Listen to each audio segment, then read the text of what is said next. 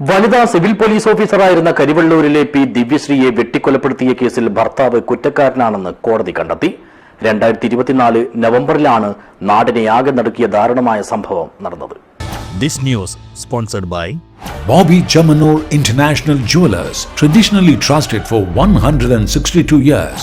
കൊഴുമ്മൽ കോട്ടൂർ പെരളത്തെ കെ രാജേഷിനെയാണ് തലശ്ശേരി ജില്ലാ sessions judge KT Nasar Ahammed കുറ്റക്കാരനാണെന്ന് കണ്ടെത്തിയത്.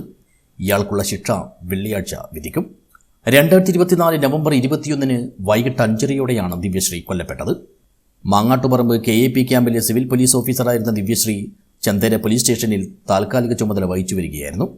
സംഭവ ദിവസം വൈകിട്ട് ബൈക്കിൽ വീട്ടിലെത്തിയ പ്രതി ബഹളമുണ്ടാക്കുകയും വടിവാൾ കൊണ്ട് ദിവ്യശ്രീയെ സ്വന്തം വീട്ടിൽ വെച്ച് ദേഹമാസകലം വെട്ടുകയുമായിരുന്നു.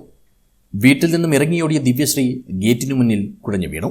അക്രമം ചെറുക്കാൻ ശ്രമിക്കുന്നതിനിടയിൽ യുവതിയുടെ പിതാവ് K വാസുവിനും വെട്ടേറ്റിരുന്നു. ഇരുവരെയും നാട്ടുകാർ പയ്യന്നൂരിലെ ആശുപത്രിയിൽ എത്തിച്ചുവെങ്കിലും ദിവ്യശ്രീയെ രക്ഷിക്കാൻ കഴിഞ്ഞില്ല. സംഭവ ദിവസം രാത്രി ശബരിമലയിലേക്ക് സ്പെഷ്യൽ ഡ്യൂട്ടിക്ക് പോകാനുള്ള തയ്യാറെടുപ്പിനിടെയാണ് ദിവ്യശ്രീ കൊല്ലപ്പെട്ടത്.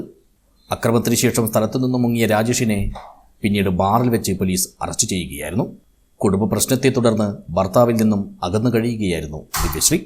ഇരുവരും തമ്മിലുള്ള വിവാഹമോചന കേസ് കൊലപാതകം നടന്നതിന്റെ തലേന്നാൾ കണ്ണൂർ കോടതി പരിഗണിച്ചിരുന്നു. രാജേഷുമായുള്ള ബന്ധം തുടരാൻ താൽപ്പര്യമില്ലെന്ന് ദിവ്യശ്രീ അന്ന് കോടതിയെ അറിയിക്കുകയും ചെയ്തിരുന്നു. ഈയൊരു കാരണമാണ് കൊലപാതകത്തിന് ഇടയാക്കിയതെന്നാണ് prosecution case. News bureau, Cheruvathur.